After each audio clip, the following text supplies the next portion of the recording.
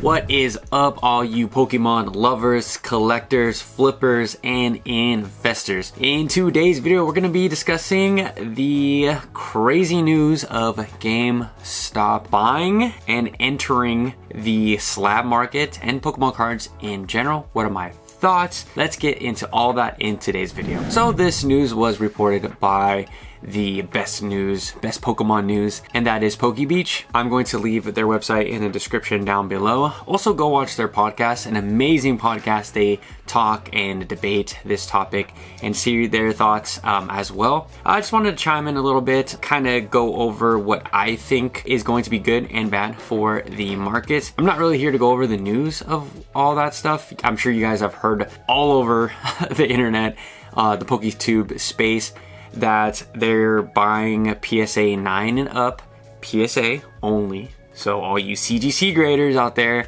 sorry, tough luck. And they are going to be displaying singles as far as commons, reverse holos as well.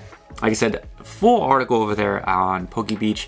They are doing a little test run at certain locations. When I first heard this news, I thought to myself, this can go good or it can go really bad. And just not last that long. So for the pros is going to be that they are going to definitely grow the Pokemon space. If you're a little kid, you go into GameStop to potentially buy a game. I know not a lot of kids are buying the hardcover games anymore, but say you do go buy a plushie or whatever, they have a bunch of stuff there. They're going to have some commons. And if you need to pick up some quick commons, they're there. You know, kind of like how there's Pokemon cards nowadays pretty much anywhere. I don't really see the whole debate of them coming after your local LGS. I think obviously there's going to be more competition, but I know a lot of people feel like me.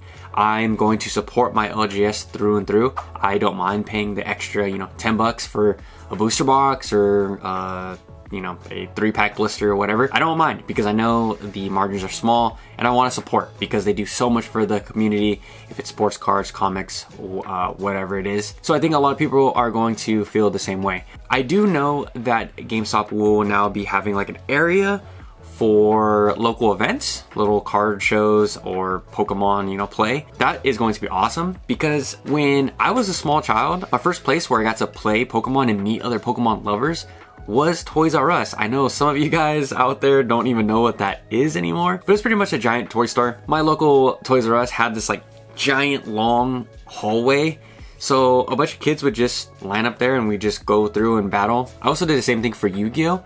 And I think GameStop can provide that for kids. I know some parents are kind of weird and they don't really want to drop their kids off at a local game store because they don't really know the place. So GameStop is going to be a safer option for parents, at least mentally, So I think that's going to be great. I think it's going to be great to expand the hobby.